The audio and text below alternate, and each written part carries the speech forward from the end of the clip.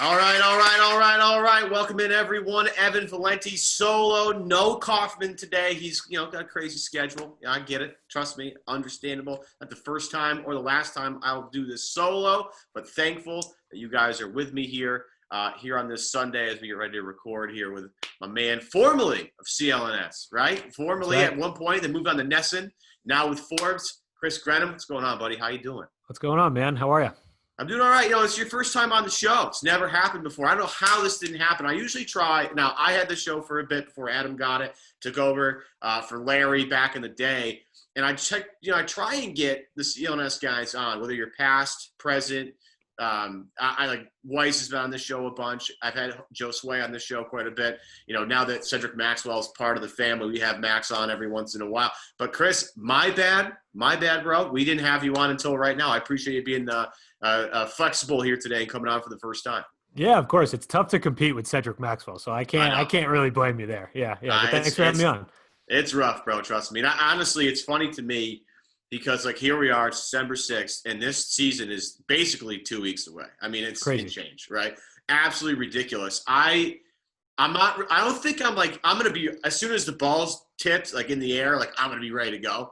But I'm personally not ready mentally for this season yet. Where are you at right now? Yeah, I'm curious to see if the teams are going to be ready to go, especially a team like the Celtics who, they were in the Final Four teams. They haven't had that long of a layoff. It's not like the Cavs or the Hawks or teams that have been sitting around. Those guys are itching to go. Celtics, the Heat, the Lakers, there's a couple teams that are sitting on not a lot of rest, and I'm very curious to see how that goes. Obviously, the Celtics are already dealing with some injuries, but that's what I'm most curious to see. I could watch basketball year-round without any breaks, so personally, I'm ready to go. I love it. Yeah, it's funny because this is the offseason, right? And you've seen it over the past couple of years, like Tatum and Brown. They take the offseason extremely seriously. I love some of the offseason content. Jalen always comes out with some 7-part video series where he's working out in Atlanta and, boxing with his grandfather and doing a bunch of cool workout stuff. And then you see him in T-Mac. He was at T-Mac's house, I think, last year, doing some stuff with him. And that, as a 90s basketball fan, that made my heart full as hell. I loved watching that. Then you have Tatum. He works out with Drew Hanlon, and him and Beal get after it. One of the things I am concerned about, and it's interesting because the teams that haven't played in a long time have had such a bigger offseason to kind of work on their games.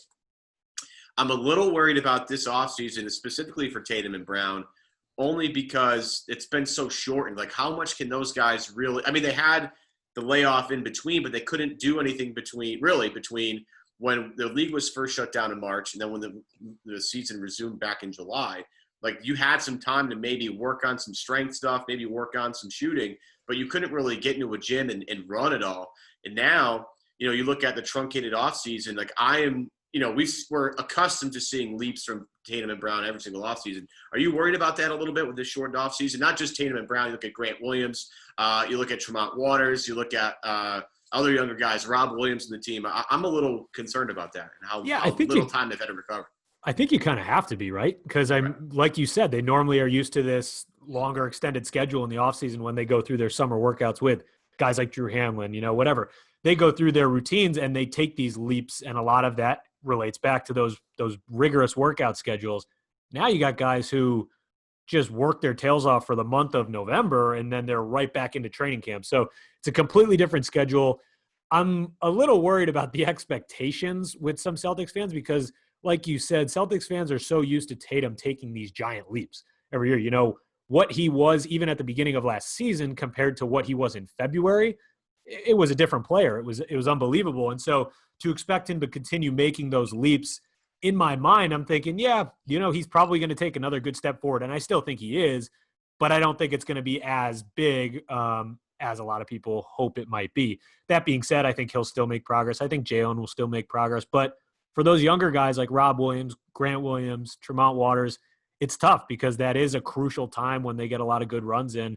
And I know guys like Tremont were working really, really hard with different trainers. He was in Miami. Grant Williams was out in Santa Barbara working with a lot of guys, and Miles Turner. So you hope there is still that progress, but again, it might just not be as large as we're used to. Yeah, and let's be real here in terms of the leap that Jayson Tatum could make. I'm not quite sure how big of a leap he can go from where he is now to what he could be potentially. Right. And the thing with Tatum was last year specifically, his leap came in the middle of the year. Right. We talked about it a lot last year, where as soon as he was listed as an all-star player, it was like, oh, bye. It gave him the confidence that he needed to really take that jump. And Brown, again, I've been so impressed with Brown, basically how steady he is from start to finish. I mean, he's always ready every year now to be, as soon as the ball gets rolled out there, he's from game one as consistent as he needs to be. But this year's going to be a little different. And you talked about it earlier on in the podcast. This team is ravaged already with injuries. I mean, you're going to have Tristan Thompson. He's going to take most of training camp off and hopefully is ready to go game one. We'll see how that goes. Again, I would rather have him rest a little bit longer and not be ready for game one than to take a risk there. Romeo Langford's not going to be ready until, I don't know, you want to call it February maybe? February maybe, yeah, somewhere around there. Yeah. And then there's the whole thing about Kemba Walker that, we're going to get to in a little bit. But how concerned are you? And I guess how tempered are your expectations already, considering the Celtics schedule to start, isn't easy. I mean, their first two games are Milwaukee and Brooklyn. I mean, that's awesome. Yeah. Just the top two teams in the East, no big deal. How are you already preparing yourself? Don't overreact to the first couple of weeks, because this team is not even close to what they're supposed to be by the time we get to the end here. 100%. I think there's a lot of factors playing in here. You've got the tough schedule. You've got the lack of offseason. You've got the condensed offseason. And then you've got a lot of injuries here that are big. They're big injuries. I mean, with the lack of wing depth, the Romeo Langford injury is pretty major because they are short. So they're going to need a guy like Aaron Nesmith to really step up. And that's not going to happen right away. So, yeah, you're going to have to temper those expectations because they've got a tough schedule and they're going to be shorthanded right off the bat. And you're going to be looking for those young guys to contribute, even young guys like Nesmith and Prichard who have no professional experience. So that doesn't really happen right away. You're also banking on a guy like Jeff Teague who has a short amount of time to get used to Brad Stevens' system. He's never played for Brad. It's not like you're plugging in Brad Wanamaker, who was ready to go at any time. He was used to Stevens' style and whatever, that was fine. And Brad Stevens said it the other day, yesterday on Saturday in his press conference, there's been a couple times where we've been going through various things and Jeff Teague has kind of had to pause, look over his shoulder, and be like, what the hell does that mean? So it's a work in progress. So yeah, you're going to have to temper those expectations because there are going to be points in the first month, maybe more, of the season where it's not pretty. But again, for the Celtics, they have bigger goals in mind. And so that's okay. That's kind of part of what this season is going to be like. And it's going to be like that for a lot of teams. But the Celtics, for sure, you're going to have to temper those expectations. Yeah, I'm sure Celtics fans are going to fall right in line with that because they're really reasonable people. Without question. Yeah.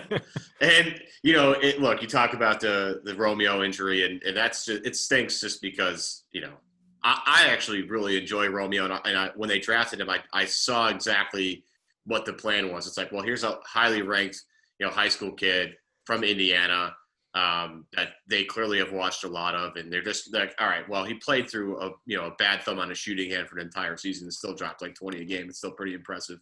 So I understood that. And I'm hopeful he'll come back and, at least be good enough defensively to stay on the floor. Then, the offense will come and go. But obviously the big injury that we got to talk about here is the Kemba knee thing. How worried are you about Kemba's knee and how the Celtics are going to try and manage that throughout the entire season? I mean, I think now at this point, if you say you're not at least a little bit concerned from the Celtics perspective, then I don't know if you're crazy, if you're a liar, I'm not really sure, but I think you have to be worried, right? Yeah. Because this is an injury where even after he had that long layoff before the bubble and he took it very easy on it, got treatment on it, still it was a problem in the bubble. It was very evident that he was not 100%. And now he's going to miss, some significant time early in the season. And it just seems like it's lingering. And I know they've sought the advice of a lot of medical professionals. Yeah. And I am not a doctor. I have no idea really what the smart method here is. Clearly they went with the right one with the stem cell injection, and he seemed very happy with it. The Celtics seem happy with it. And hopefully that's a good way to manage him going forward. Long-term, it has to be a concern because it's just been lingering. And so, when you talk to people around the league about Kemba's knee, everyone will say, yeah, Kemba's had knee problems since he was at Rice in high school. This has always kind of been a thing. So it's whether it's managing it moving forward, whether it's next offseason, do they look towards surgery if that's still hanging around? I'm not really sure, but you have to be concerned at this point. It just, from a long-term perspective, you got to be a little worried. It just bums me out because you have, Isaiah Thomas, unfortunately, with his injuries, got shipped out. Kyrie was never Kyrie. And the Kyrie they were looking for never really facilitated because his knee issues in the first year. And then, of course, he checked out at the end of the second year.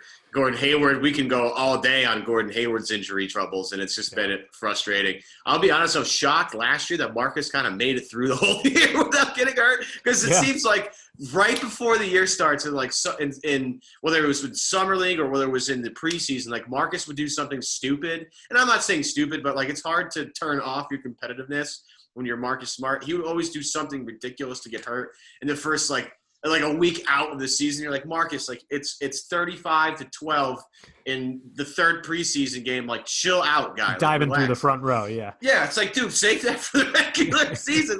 Chill out. But this Kemba thing, I am concerned. And it's just because you saw him before the injury. He was exactly what they needed. And it's funny to see his style contrasted with Kyrie, contrasted with Isaiah. Kemba's such a great north-south player.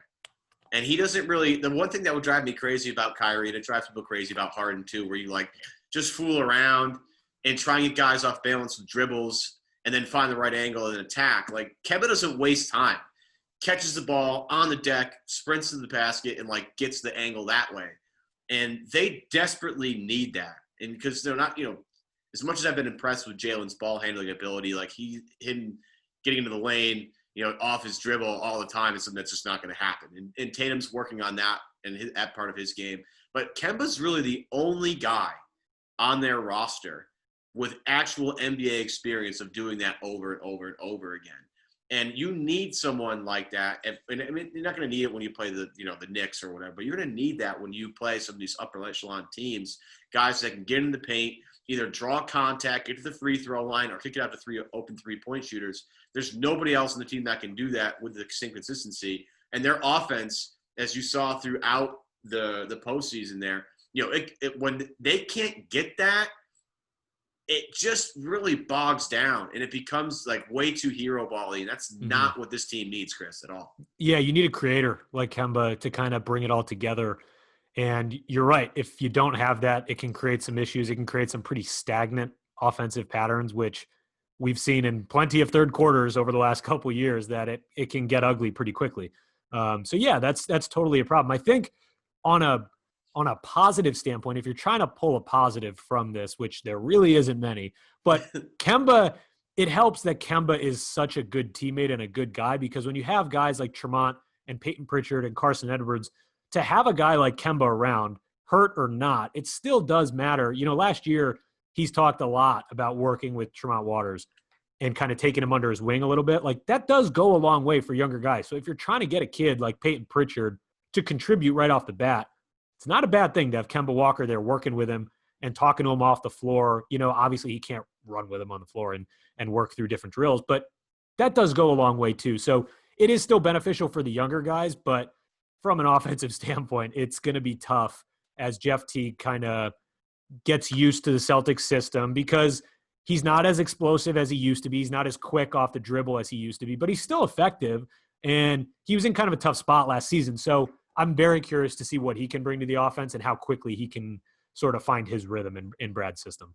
Yeah, I actually was going to bring the Jeff Teague thing up. You mentioned how it's great for Prichard and it's great for Tremont Waters, and it's great for Smart in a way, and Carson Edwards, but it's also really great for Jeff Teague, a guy that's kind of been around the block a few times and hasn't played with Brad, obviously, but to have a guy in Kemba who's only been in the system for a year, right, but has acclimated into the system very quickly, it helps to have a Kemba Walker if you're Jeff Teague and you're like, all right, hey, Kemba, what, this is what I'm seeing. How did you get over this last year? How did you acclimate, last year? Again, having other teammates around him helps, no question about that. But how I look at this team, and that guard depth absolutely scares the crap out of me. It really does. I mean, it's really Marcus, and then you're banking on Jeff Teague doing something.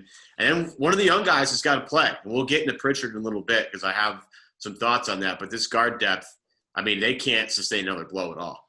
Yeah, the guard depth is concerning. The real concerning thing for me is the guard depth, the lack of guard depth combined with the lack of wing depth, because you're just looking, the Celtics bench is shallow and it falls off really quickly. And so that's why you're really hoping for those guys, those new draft picks, Nesmith, Prichard, to really contribute right off the bat, because if you don't, you could run into some real trouble pretty quickly, especially, like you said, if you land another injury there. So you're going to have to rely on Teague to really hold up his end of the bargain, because that bench is, man, I don't know. I agree with you. They're short depth-wise, and the combination of the wing depth and the guard depth is not a pretty picture. It's Evan Valenti, Chris Grenham from Forbes, talking C's here on a Sunday, Celtics Beat. And we got in a little bit of the guard depth here, and there's actually a great story pinned to Chris's Twitter feed right now if you want to check that out about Payton Pritchard, and we're going to get into that in a little bit. But the one thing that I think I've come up with, and I think other people have also theorized this as well, the Payton Pritchard pick makes way more sense when you factor in the Kemba injury news, okay? And when they were picking at that pick, was it 26, right? I think Pritchard was 26. Mm-hmm. There's some guys in that range you'd heard about that were, tossed around. You heard about Desmond Bane out of TCU was a guy that, I guess the Celtics kind of liked. I liked him quite a bit. I know everybody was obsessed with Tyrell Terry from Stanford, and how can you not? Guy's fun as hell to watch. And then the pick comes, and it's Payton Pritchard. And I'm like, all right, okay, let's go watch some film, because I haven't watched a ton of him because he plays in the Pac-12 in the West Coast. And unfortunately, that's past my bedtime. And, you watch him play a little bit, and it starts to kind of make sense, because you have an experienced guy, 4-year player at Oregon, was a superstar high school athlete in the state of Oregon, but played all 4 years at Oregon in the Pac-12, was the Pac-12 Player of the Year this year, was a finalist for Player of the Year in the NCAA, 4-year senior. I mean, he checks off a lot of boxes, and if you're looking at, and it's obvious that Danny wanted to make a pick at guard, it made more sense to me, Chris, to go with Prichard over Terry, because I think Peyton's body's a little more NBA ready right now, and his experience, I think, was the big thing in choosing him over a guy like Terry or a guy like Desmond Bane. You agree with me on that? Without a doubt. I mean, I know draft Twitter and Celtics fans wanted the spicy pick, and that's certainly not Payton Pritchard, but I was a big fan of Prichard down the stretch of this long pre-draft process. And again, like you said, he makes a ton of sense for what the Celtics needed. And of course, more than anyone, the Celtics were well aware of what they were dealing with when they were sitting in that war room on draft night. They've got Kemba, who they know is not going to be ready for the season. So they need someone like Prichard, who is experienced, like you said, 4-year guy at Oregon. He's going to be able to come in and just run the offense for various stints. That's what they need. They don't need a guy who could come in and, again, he's not the greatest defender, but he's not going to really kill you on that end like Terry would get exposed on that end. Yeah. You need someone who you can trust, and hopefully, it's rare for Brad to throw a rookie who he doesn't have a ton of experience with into a big role very early, but he might not have that much of a choice as we get rolling here. So I think the Prichard pick makes a lot of sense for what the Celtics need. He's a reliable playmaker. He's a smart playmaker, and he can score. And so you needed a potential backup point guard down the road. You needed some scoring off the bench. And without really knowing it at the time, the Celtics needed a guy who could play that backup guard to Teague, because Kemba wasn't going to be around. And Prichard is that guy. He's got better size, like you said, than a lot of the other prospects around that area who are guards that were available. And I like him a lot. I know people criticize the pick because he wasn't terribly high on a lot of people's draft boards, but I think Celtics fans are going to really like him. He plays really hard, and I think he can help him a lot. He can really shoot. I mean, he can really shoot. Yep. He has great handles. I mean, his handle is his best feature, without question. Unbelievable. I mean, you watch some of the videos that he puts out, and you're like, it's like mesmerizing, really. It's an NBA handle, without question. Yeah. Without a doubt. And his vision is fun. Like, when they're pushing the pace, and one thing I like about him, and Tommy Heinsohn would love this, is a guy that as soon as, if it's a rebound, they want to get out in transition, like he demands the ball and he gets out and runs. And this is a team that likes to play a little more up-tempo with the athletes they have, especially on the wing. makes a lot of sense to have Prichard, who's a guy that's definitely going to force the pace and push the pace as much as humanly possible. And I love his vision. I mean, there are times when, and again, Schmitz did a great job, Mike Schmitz, Sports Draft Express, ESPN, did a great job talking with him about some of the really advanced reads he's going to have to make at the NBA level in some capacity to really open up everything for him. But it's not like he has terrible vision either. It's not like he's like he's not, Jaylen Brown when he first came out of college, like, just that one singular plane of vision. This guy sees the whole floor, and he's got an array of moves. He's a good job of keeping guys off balance. I'm a little optimistic in terms of how he'll be able to play right away. He just seems kind of like a guy, and again, this is tough because, again, you have a shortened offseason, all the things we've talked about. But I think he's a guy that makes a lot of sense in terms of where they picked him, in terms of like they want a guy that's ready to play right now. I don't think he's going to be totally fazed by a lot of things. He seems like a guy that, again, as you said, works really hard on his game. He's already with, Grant Williams playing Settlers of Catan, trying to get, at least friendly with everybody else. I think I saw somewhere that people have already talked about how hard he's already working to try and fit in. I think I saw that quote somewhere. I think it might have been Grant yesterday, the day before. Are you confident in terms of his ability to play meaningful minutes early on in the season?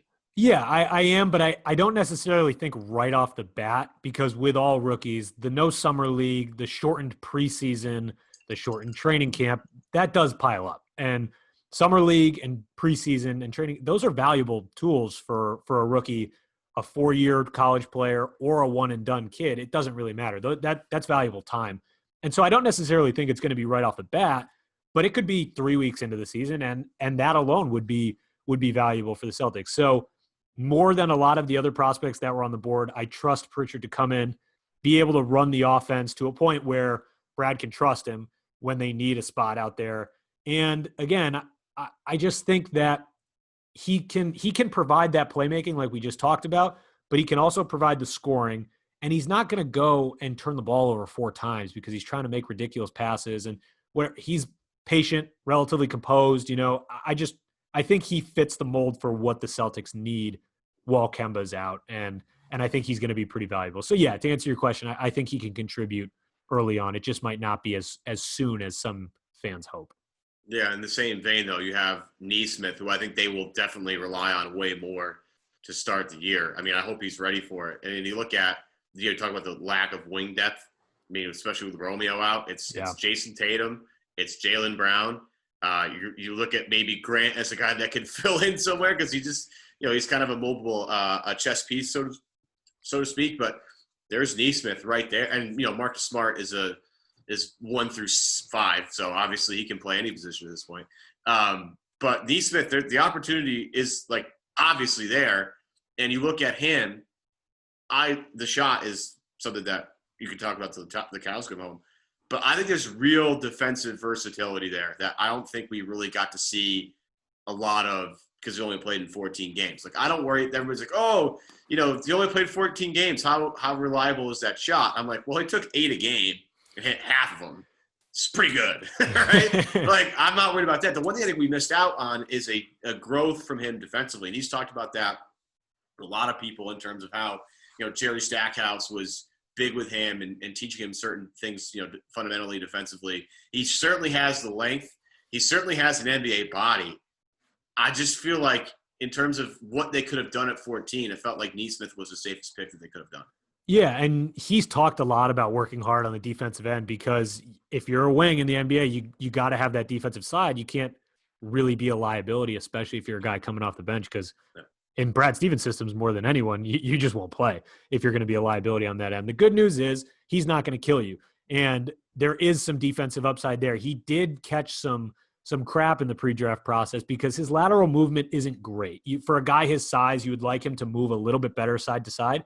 But again, he's not horribly unathletic or anything, and he has NBA size. So there's plenty of defensive upside. And again, if you have a guy like him who's working and focused on that end of the court, like I have no doubt that he'll be a decent defender at some point because he seems like a smart kid. He seems like a guy who's going to work hard on that end, and his frame is already in very good shape compared to a lot of other guys who would be coming out of college after just 2 years. So, yeah, I do think they're going to rely on him. And it's unfortunate for a guy like Romeo because he would have been thrust into a pretty big role right off the bat here. And it's tough. You hope that maybe his recovery process gets shortened a little bit. I think he's supposed to get his cast off on Monday or Tuesday this week. I know that was the original plan that I heard of about a week ago. So hopefully that goes as planned and he can get a move on that recovery. But it's really unfortunate. And I do feel for Romeo because I think he could have taken advantage of this spot pretty well. And when you think about Nesmith defensively, at the end of the day, like he's playing on a team with Jayson Tatum, Jaylen Brown, and Marcus Smart on it. Like you're not going to be taking the top defensive assignments, my guy. Right. You're going to be, in the pecking order. You're going to be, down the list because Smart's an all-world defender. Tatum very well on his way to being that same player, and Jaylen, when it comes to on-ball stuff, terrific. Off the ball, yeah, he drives me a little crazy. But it's not like he's going to be asked to go out there and guard Kevin Durant or guard a Giannis or he's going to be guarding. He's not going to even be guarding Chris Middleton. He's even further down the rung there. So that's in terms of talking about his problems, quote unquote, defensively, he's not going to be the primary guy. He's just got to be solid. In very similar, like Grant Williams is solid. He doesn't. Yeah. He's not the best defender, but he works his ass off and shows up. So yeah, I'm excited for the early on season stuff, and I'm surprised we've gone this long. I kind of did it this way on purpose. That we've gone this long without talking about the TPE because that's everybody's favorite topic of discussion right now. Of course. And, Danny generates this ginormous trade exception, $28.5 million, the largest in league history. And it got a lot of people excited, but also has some people like mad. Where are you at with this whole thing? Like, are you ashamed that Danny Ainge didn't get more? Or is like the TPE the best he reasonably could have gotten? The TPE is the best he could have gotten. I mean, he didn't have, when it comes to the trade negotiations, he didn't have any leverage. Like, it's not like he could have forced Gordon to Indiana. Gordon had all the leverage there. So in terms of what he got in this sign and trade, yeah, it's totally fine. As, when we're talking about the TPE, everyone's got to take a nice breath in and then breathe out. Is patience, because I know the impatience is going to come, but he's not going to use this anytime soon. And he might use it at the trade deadline. Maybe he waits until draft night to try and give it a go. Maybe it doesn't get used at all. A lot of trade exceptions don't get used, most of them. But I think patience is key with Celtics fans because he's been very clear about this. He's going to see how these young guys fill in their roles. He's going to see how the next couple months play out with the young guys and this current team. And then, if they need something at the deadline, maybe you can try to use it then. But there's no reason to rush into using this. That's my main thought here. There's no reason. I feel that for some questions, during the day yesterday, and one of the big questions was how do you use this? Who do you use it on? And there seems to be some traction, at least in the Twitter's world, about some guys they might want to look at. And Aaron Gordon is a guy that keeps coming up. And this comes from Buckner's Revenge here. Which of the three Magic players would you target with a TP the deadline? Ross, Aaron Gordon, Fournier, even I think Vucevic has been thrown on a little bit. Anybody in the Magic, and even Adam, when Adam and I were prepping for the show, was like, see if he likes Aaron Gordon. Any one of those names kind of tickle your fancy here, Chris? Yeah, I mean, I think going back to what we were talking about with the wing depth, I think Evan Fournier has to kind of call your name a little bit just because of what the Celtics need. Granted, it would be a much different role in Boston than what he's played in Orlando in the past. He's been a starter there for the last couple of years, so I don't really know how that would work. Aaron Gordon, I think he's got 2 years left on his deal, I believe. But those are guys who their price tags do make a lot of sense. You see a lot of people throwing out the major contracts here that just fit inside of the exception. Well, then you need a lot of contracts leaving the Celtics, so it becomes a little complicated. Terrence Ross is another guy who I saw was thrown out there quite a bit when you're talking about the Magic. You're looking for these guys who might be easy.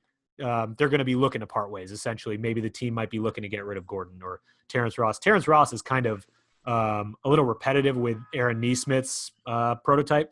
But out of those guys with the Magic, I think Fournier is probably the most appealing in my opinion, just because it would be great for wing depth, and that's the Celtics need wings. My problem with Fournier is going to be, I mean, he's a good shooter, can score. Yep. Defensively, I'm not sure if he'll hold up. He's really kind of a ball stopper. He's not a guy that shares the ball that much. So I'm not totally positive that's the best way to go. Again, although, getting something is better than getting nothing. Yeah. The Aaron Gordon one intrigues me a little bit because there was always, you go back to the year that he was drafted, he went 4, I think Smart went 6. There was some rumblings that Danny liked Aaron a little bit back in those days. And there was that great shot. I think he was like sleeping on the tee with a ball in his hand. Right. And was just passed out because I think he just had a workout with Boston. And, there's maybe some untapped upside there. And I think a lot of people are like, wow, this is kind of like a Blake Griffin type of guy who can kind of fill it up in a couple different ways. A decent passer. If he can hit threes, it'd go a long way for his career. When we talk about taking players, in using a TP on a guy from the Magic is tough because, this team needs experience. Mm-hmm. It's not like this team lacks, star power, with Tatum and Brown and Kemba if he's healthy. They just need experience. And that's the one thing that Tristan Thompson brings them, some legit championship experience. Jeff Teague has been in a lot of playoff games and has played a lot. So, and that's, you go back to last year and look at what they were missing. A lot of people are like, well, they don't have a guy on that team who's been there at all. Like, Jayson Tatum and Jaylen Brown have more playoff success than Gordon Hayward and Kemba Walker combined. I mean, Gordon doesn't have any playoff success at all whatsoever, really. And Kemba, I give him a break because he's in Charlotte. He was a one-man band out there. It's like, all right, that works for UConn. And when you're trying to, go to the NCAA title game, that works. But when in the NBA and everybody's an excellent athlete, it doesn't really work all the time. So, Jaylen Brown and Jayson Tatum have the most playoff experience of anybody on the team. Bringing in a Tristan Thompson makes a lot of sense. Bringing in a guy like Jeff Teague makes a lot of sense. You're looking at Orlando's roster. Like, what are we doing here? Like that to me, it just doesn't make a lot of sense. Look, the stats are great. How is the fit? Right. Do they actually bring what you desperately need? I don't think – maybe Aaron Gordon out of all the guys, but I don't think any of those names make sense to me. No, I think that's fair. A fair way to look at it. It's tough. A lot of these teams you're looking at with this TP, and it's hard to look at targets for the TP because it's so big. You're basically looking at anyone who's under $28 million in salary. Like, that's a lot of players. So then to try to shrink it down, you look at the teams who, well, maybe they're going to stink halfway through the season and they're going to be looking to part ways with some salary and maybe bring in some draft picks. And so maybe the Magic come up because they could push to be at the bottom of the Eastern Conference playoff picture. They could also stink. Who really knows? But Aaron Gordon is a nice, versatile big who, you're right, Celtics fans have always been intrigued with. So naturally his name is gonna come up. You also have to consider what the Celtics are willing to pay because there's probably a decent tag with Gordon. They're probably going to have to send some pretty decent assets back in return, whether it's draft picks or whatever. But it'll be interesting to see what the Celtics are willing to part with, depending on who they bring in. But it's tough with a trade exception this big to kind of narrow down targets, just because there are so many players that could potentially fall into that. Yeah, and that's an excellent point because everybody. I feel like a lot of people probably are in your mentions, they're in mine, they're in Adam's all like, what do you guys think they're going to do with the TP? It's like there's so many players that fit under this. There's everybody, basically everybody. Like even Giannis, before he signs an extension, is eligible to get, he's makes like 26, 27 million. He's eligible for this whole thing. And obviously not going to trade for Giannis. It's not going to happen. Right. But every player, like LaMarcus Aldridge, you could go throughout all the NBA. And it's just like, well, you got to wait. You got to hang. And I hate the fact that you have to say, you have to wait and be patient and all that stuff, but you have to wait. Like, there are going to be teams. Like, I would look at Houston and say, all right, at some point, that team, I think it's already happening. Like, Harden being out and partying for little baby's birthday and like missing the first couple of practices of training camp. Not great. Just not great. Not great. And if Houston ends up moving off of him at some point during the season, folks, open fire sale for everybody. And now you're looking at, PJ Tucker that's a guy. Or, and as much as people might not like, Gordon out there, Eric Gordon in Houston, want to talk about a shooter who can fill it up? Yep. I would prefer Eric Gordon to Evan Fournier every single day of the week.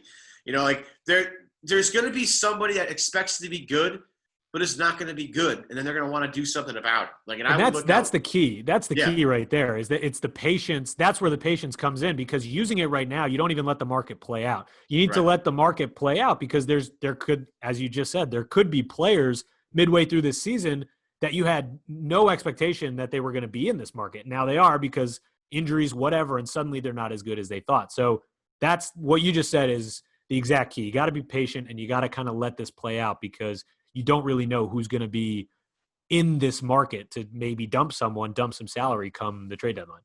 And if they use all of it, and I actually think they might not even use all of it. I think they'll get, they'll use maybe half, maybe a little bit more. Sure. But if they use all of it, you got to remember this too.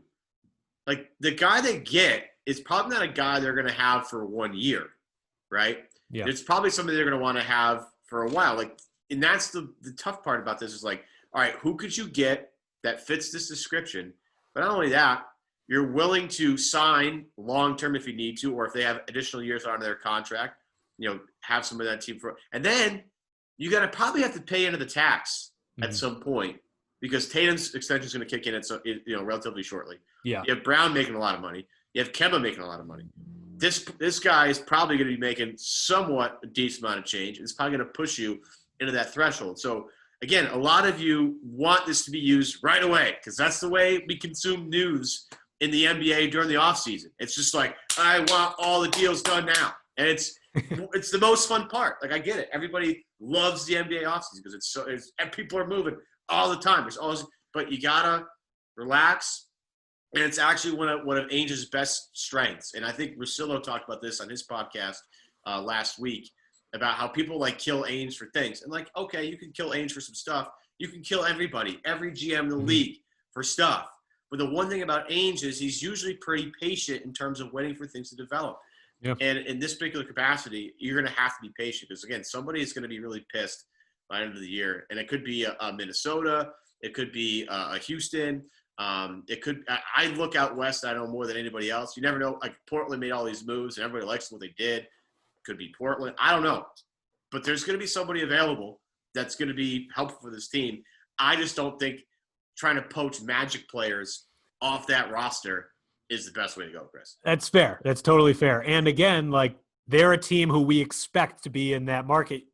As you just said, you look to the Western Conference, you have no idea who's going to be in that market come the trade deadline, because over half the Western Conference fully expects to make a run in the playoffs. So there's going to be teams that have a disappointing run and don't meet their expectations and are looking to dump salary at that point. Another factor that plays in here is that the Celtics, it's not like the Celtics are a bad team right now. They essentially are playing they beat the Raptors in the playoffs last year without Gordon Hayward and a very similar roster that they have right now. They bring in Tristan Thompson and Jeff Teague, which adds that veteran help. They're a very good team.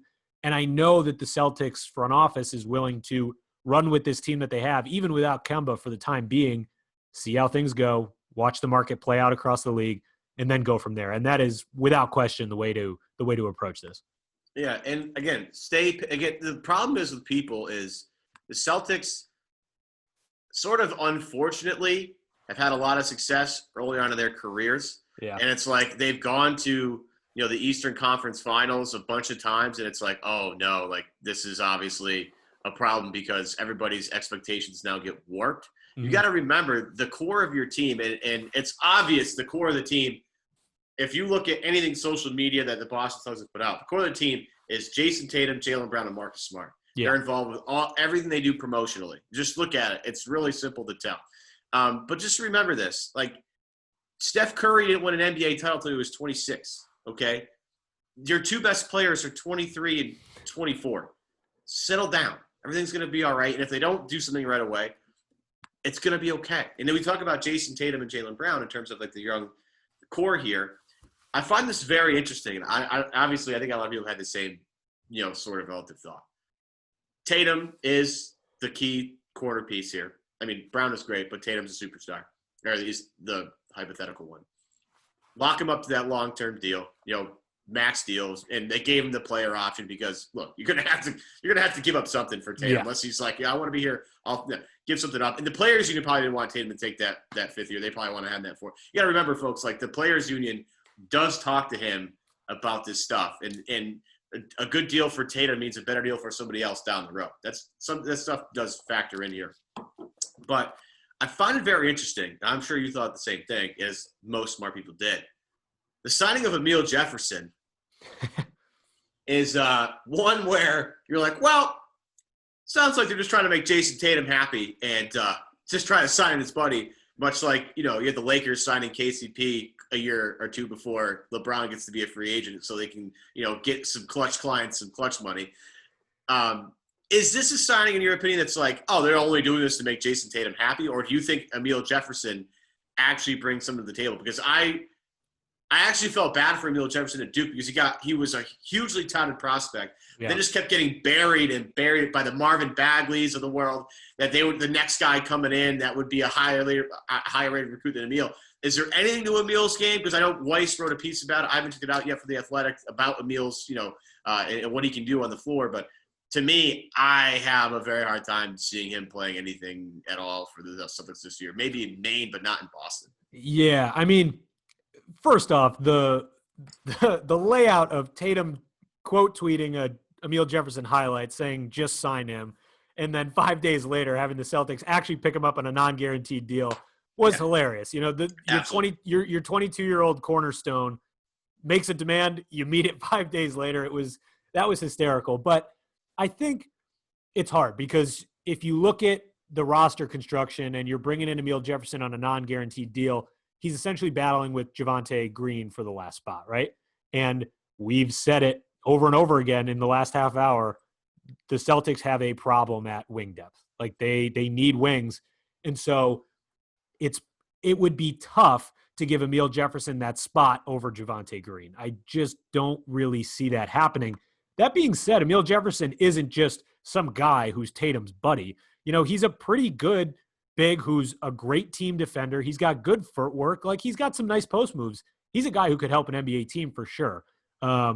It's also difficult because this year, as Jared Weiss also reported today, it's not like the Celtics could have brought him in on a deal and then send him to Maine and have him in the system and keep him with the Red Claws, because it doesn't look like the Red Claws are going to be playing this year. So it's an interesting scenario, and I have no doubt that Amile Jefferson could contribute on an NBA roster as a depth piece. I just don't really think he has a place on the Celtics roster, just because he's competing with a wing and the Celtics need wings. And I think it really could be that simple. Is it too early to start pandering to Jayson Tatum already, or is this about the time you should start kissing? When you got a 22-year-old who plays like that, you do whatever he wants. I'm with you. Yeah. It's a non-guaranteed spot. It's just money. Who cares? Like, whatever. Just do it. Because look, and everybody wants to do this thing. And I don't personally buy it, but people want to have this discussion about, like, oh, is Danny, are his antics, was trading Isaiah Thomas really the right move? Is he going to scare off free agents? And I'm like, okay, look, was it a great thing to dump Isaiah Thomas? In terms of optics, no. Was it the right move? Yeah. Did they send him to a team with LeBron? Did they just send him to a team with LeBron James on it? Yeah, they did. It's not like they sent him to. They didn't send him to Orlando. They didn't send him, to one of the worst teams you could possibly imagine. They sent him to a team with LeBron James on it. And it just didn't work out because he wasn't healthy. And then, they went, oh, well, look at Kyrie left and Al Horford left and Hayward left. It's like, yeah, two of those examples were the two dumbest contracts handed out during those free agency periods. Philly had to attach 2 picks to get rid of Horford, and everybody's already laughing at Michael Jordan. So, like, this whole thing bothers me in terms of, like, oh, age has a problem with it. No, he doesn't. But if you're trying to keep your 22-year-old superstar player happy, pander to him right now is not a bad idea. And again, he's not going to be on Javonte. He's not going to be on Javonte Green because Javonte's been in the system. They love him. There's just an obvious reason why he was, picked over Max Struss last year in terms of the guy that would fill out the last part of the roster spot. But I look at it as like a PR move for Tatum, and that's fine, and that's okay. And then the flip side of that is like Jeff Teague, like the PR move for Jaylen Brown, because apparently Jeff Teague was going to high school games that Jaylen Brown was at, like, admiring him. So maybe that's, the counter to that. Because you got to start pandering to Jaylen Brown too, because Jaylen Brown gave you a deal. The contract he signed is he could have signed for way more money, and it looks like a steal already. So I think that Jeff Teague signing also could have been pandering to Brad Stevens too, because Brad Stevens has been the biggest Jeff Teague fan for the last 5-6 years. So that also could have been a little pander to Brad Stevens, which isn't a bad move as well. Yeah. But I think Amile Jefferson's actually not a bad player. It's just a tough spot, right? And I also think it's valuable for the Celtics and any team at training camp, especially for the Celtics, where they know their G League team probably isn't playing this year, so they can't bring in 4 or 5 Exhibit 10 contracts. But you do need extra bodies in training camp. Like that's you need extra guys. And so if you have one guy just happens to be a close friend of Jayson Tatum, sure, why not? Makes a lot of sense. It's the roster crunch at that position too. I mean, you're going to have Tristan Thompson, Daniel Tice, Robert Williams. You're going to have Grant Williams there. I mean, I just don't see.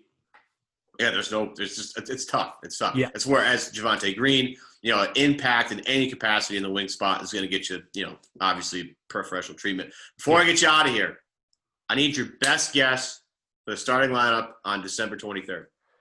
Starting lineup. I will go with. Let's go with, obviously, Tatum, Brown, Daniel Tice, Marcus Smart, and Grant Williams. I'll say mine. Grant Williams starts at the 4. That's mine, too. I have a feeling, unless they want to go Tristan, which I don't think they want to do quite yet. I think they want to. I don't think he's going to be ready. I don't think he'll be ready to jump into the starting lineup. Yeah. So I agree with you on that. I think, again, we can talk about this till we're, blue in the face, but Smart's going to start at the 1, quote unquote. Brown, Tatum are your 2 wing guys. Again, Grant is whatever you want to classify him as. And hybrid 4-5. And people want to give Tice a hard time.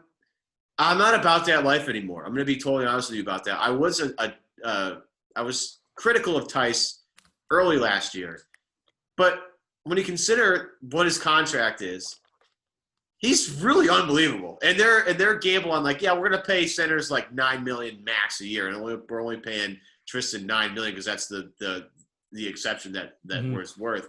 Like Tice at $5 million is an absolute steal. Like, is he amazing? No. Is he a little undersized? Yeah, but what does he do? Stretches the floor a little bit, plays his ass off on both ends, right? Is switchable defensively, and the seal, one of the greatest plays in the Celtics playbook. It's actually noted as like the Boston screen. I forget who is it, Miami? Or is it Toronto that calls it the Boston screen? Like that seal that Tice does is something that other teams are starting to emulate. And you watch other teams try and do it, and you watch like Grant try and do it, because obviously they're trying to get Grant to do it as well. Not everybody's good at that. And that is a valuable skill for a guy like Jayson Tatum, who uses that particular play routinely to get either to the line or get to the basket. Like it's the value you get Tice at $5 million a year is just insane. It's insane. And that lineup that we just read off, that's a really good defensive lineup. Like, that's a really, really good defensive lineup. And we know Brad loves that because he's a defensive-minded coach. And I think that is a good way to approach the early season non-Kemba minutes here moving forward. And then as Tristan Thompson gets healthy, works his way into the system, you can work him in and go kind of matchup by matchup. And you tweak the starting lineup as you go. That's Forbes. It's Chris Grenham, formerly of CLNS, formerly at SN, now at Forbes, joining us the very first time. Chris, appreciate you coming on the show with me, helping us out. Great show. You were great. And check out Chris's stuff at Forbes.com. This is the Prichard story. This is on, and actually, it'll make you a bigger Prichard fan because there's so many levels and layers to him. He's had a ton of success, high school, collegiate level. A lot of the stories in that story about his Oregon legend is actually quite interesting. Again, you'll learn about how he's such a hard worker. Like, he'll dribble till his fingers bleed. Like, he's just he's a hard worker. He's kind of a hard ass, which I like, and this team desperately needs. We'll be back next week. Adam, I think, will be with me. I'm pretty sure. I don't know. We'll see how it goes. But Chris, thanks for coming on, man. Appreciate it, and we'll talk to you soon, buddy. Appreciate it, man.